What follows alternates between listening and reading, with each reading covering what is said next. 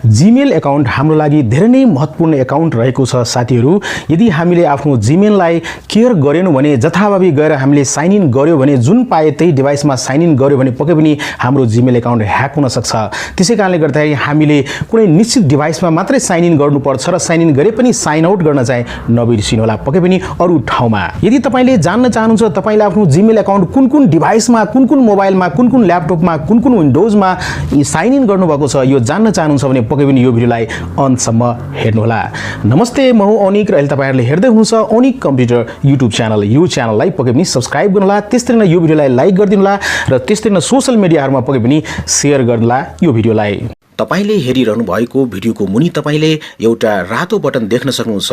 त्यो रातो बटनमा तपाईले टच गरेर यो च्यानललाई सब्स्क्राइब गर्नुहोला।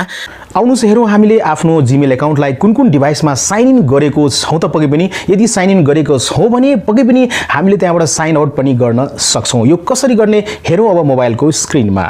यसको लागि तपाईले आफ्नो मोबाइलमा रहेको सेटिंग्समा चाहिँ आउनु होला।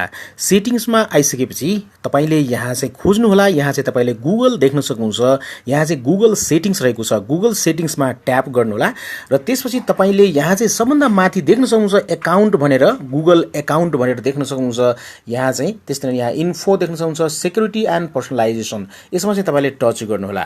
टच गरिसकेपछि तपाईले आफ्नो जीमेलमा साइन इन गर्नु होला। पक्कै पनि साइन इन गरिसक्नु भएको छ भने यस्तो प्रकारको पेजमा आउन सक्नुहुन्छ। यहाँ तपाईले आफ्नो जीमेल एड्रेस देख्न सक्नुहुन्छ। ओके, त्यसपछि यहाँ चाहिँ विभिन्न प्रकारको ट्याबहरु रहेको छ। तपाईले विभिन्न प्रकारको ट्याब देख्न सक्नुहुन्छ। तपाई यहाँ सेक्युरिटी भन्ने ट्याबमा आउनु होला। यहाँ चाहिँ सेक्युरिटीमा टच गर्नु होला।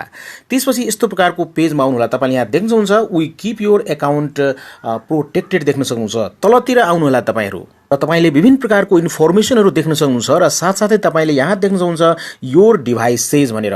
अब तपाईको जीमेल एड्रेस कुन डिभाइसमा, कुन ल्यापटपमा, कुन विन्डोजमा चाहिँ साइन इन गरिएको छ त्यो कुरा चाहिँ तपाईले देख्न सक्नुहुन्छ, पत्ता लगाउन सक्नुहुन्छ। जस्तै कि यहाँ देख्न सक्नुहुन्छ मेरो यो जीमेल रहेको छ। त्यो जीमेल चाहिँ दुईटा मोबाइलमा साइन इन गरिएको छ। जस्तै एउटा Samsung Galaxy J7 Prime, यहाँ देख्न सक्नुहुन्छ दिस डिभाइस, यसै डिभाइसमा म चाहिँ यहाँ प्रयोग गर्दै छु। र त्यसमा दोस्रो डिभाइस रहेको छ Oppo F11 Pro देख्न सक्नुहुन्छ। यहाँ चाहिँ यसमा चाहिँ मेरो जीमेल एड्रेस साइन इन गरिएको छ। दुईटा मोबाइलमा यहाँ देख्न सक्नुहुन्छ, त्यसपछि अरूमा छैन पक्कै पनि। अब तपाईलाई लाग्छ कि यो मेरो डिभाइस होइन, यो मेरो मोबाइल होइन, यो मेरो ल्यापटप होइन, यो मेरो डेस्कटप होइन र कुनै ठाउँमा गएर मैले साइन इन गरेको थिएँ तर साइन आउट गर्न बिर्सेको छु भने तपाईले कसरी साइन आउट गर्न सक्नुहुन्छ त? त्यसपछि तपाईले तलतिर देख्न सक्नुहुन्छ यहाँ चाहिँ म्यानेज डिभाइसेस रहेको छ। यसमा टच गर्नु होला र त्यसपछि तपाईले यहाँ देख्न सक्नुहुन्छ तपाईको जीमेल कुन डिभाइसमा चाहिँ साइन इन गरिएको छ त्यो देख्न सक्नुहुन्छ। र त्यसपछि तपाईले यहाँ तीनवटा डट देख्न सक्नुहुन्छ। तीनवटा डटमा टच गर्नु होला र त्यसपछि यहाँ साइन आउट एउटा बटन देख्न सक्नुहुन्छ। यो साइन आउटमा तपाईले क्लिक गर्नु होला र त्यसपछि तपाईले आफ्नो जीमेल एकाउन्टलाई यो डिभाइसबाट तपाईले साइन आउट गर्न सक्नुहुन्छ र यसरी तपाईले आफ्नो जीमेल एकाउन्टलाई प्रोटेक्सन गर्न सक्नुहुन्छ, सेक्युरिटी पनि प्रदान गर्न सक्नुहुन्छ भन्दै आजको यो भिडियोबाट बिदा लिन चाहन्छु। Take care, good by, Jay Nepal.